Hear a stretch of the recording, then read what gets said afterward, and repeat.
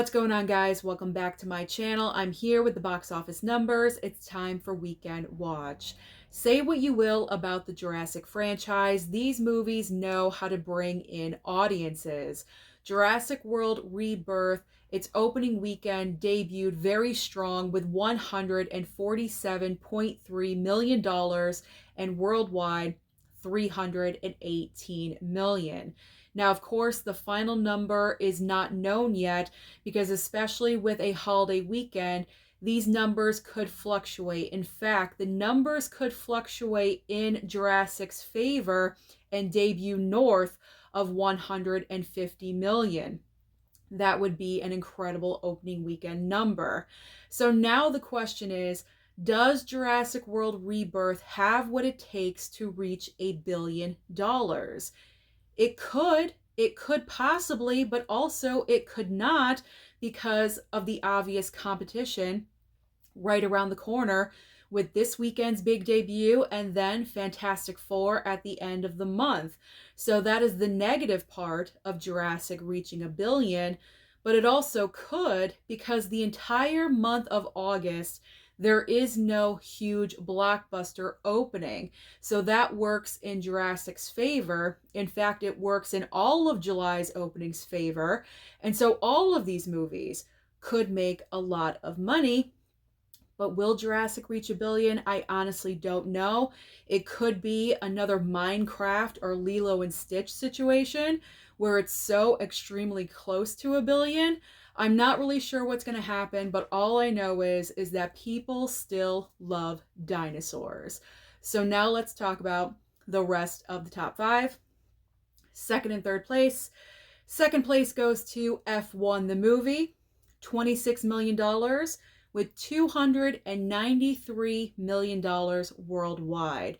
When it comes to F1, I kind of have this feeling that people are just kind of brushing F1 off, that when Jurassic and Superman and all the other blockbusters open in July, F1 is kind of just going to be pushed off to the side and it's not going to make any more money.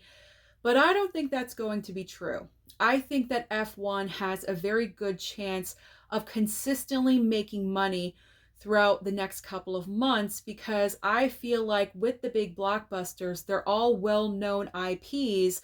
And so F1 is great counter programming to that.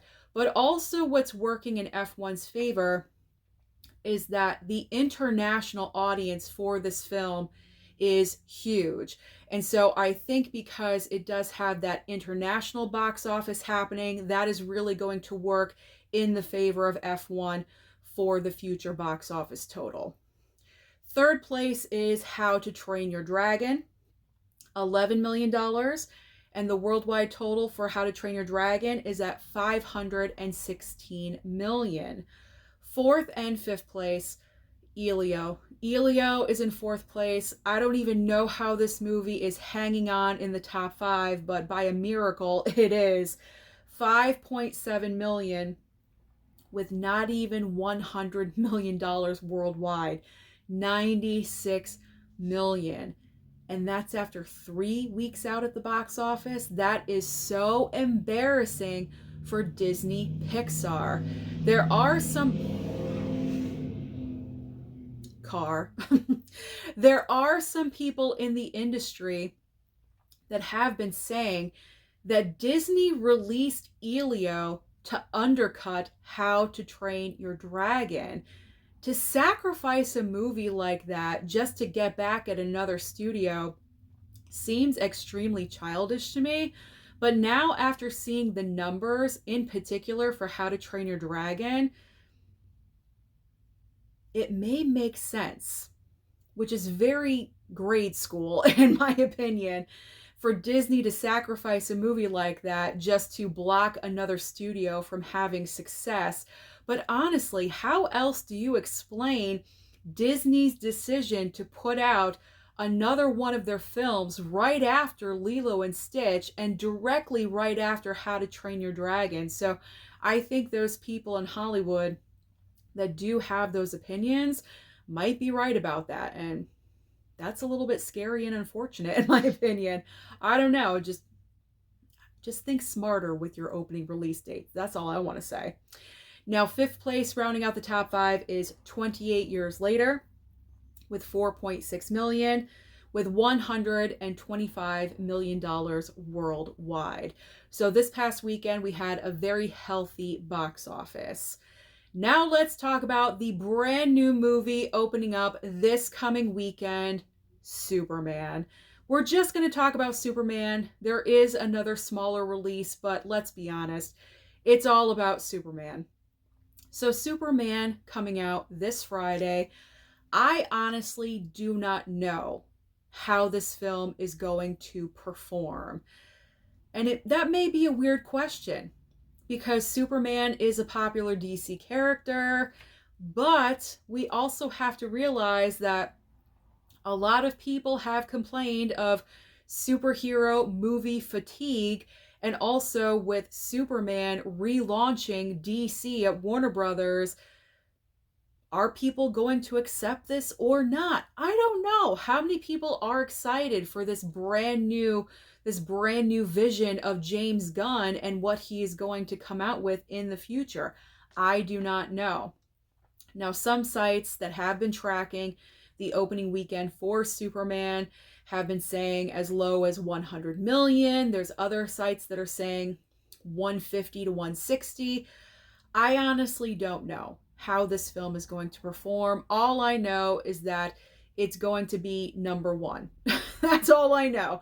So this time next week, I can probably guarantee Superman is going to debut at number one, kick out Jurassic. Jurassic World Rebirth will end up in second place, and F1 the movie will land in third.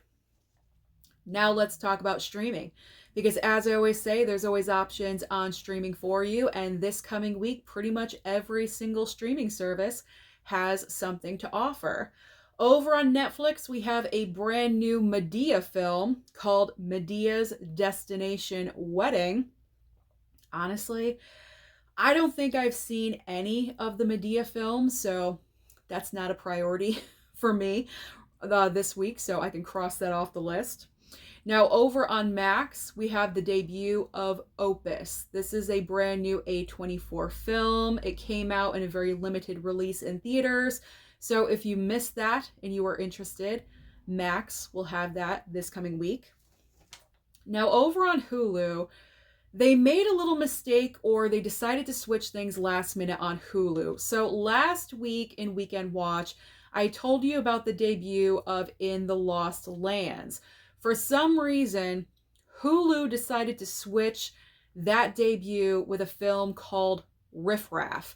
So Riff Raff actually debuted last week on Hulu, and so this week is the debut of In the Lost Lands. I apologize about that little inconvenience, but that was like a last minute switch that Hulu decided to do. Again, not really sure why, but they did. Also, Hulu is debuting It's Always Sunny in Philadelphia season 17. I did not even realize that show was still going, but it is season 17. Now, over on Disney Plus, this is the one streaming item for the week I am definitely watching. Jaws at 50, the definitive inside story. Now, this is also available on Hulu in case you don't have Disney Plus. But I am definitely watching this one. It's like a brand new documentary because of the 50th anniversary of the film. You guys know how much I love Jaws, so I have to watch this. Have to. That's a priority. That is a must. Prime Video has the debut of Better Man. If you are into musicals and you have not seen Better Man yet, high recommendation. Very good film. Peacock has a notable debut this week with Drop. I really enjoyed this movie. I saw it in theaters. I recently rewatched the film on 4K, and I enjoyed it just as much at home. So if you still have not seen Drop, definitely check it out on Peacock.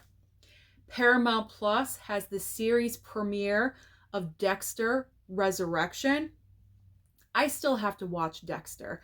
I need to know what the hype is all about, all these spin-offs and just the show comes back. Like, The show is obviously popular for a reason, so I need to know what's up with the show.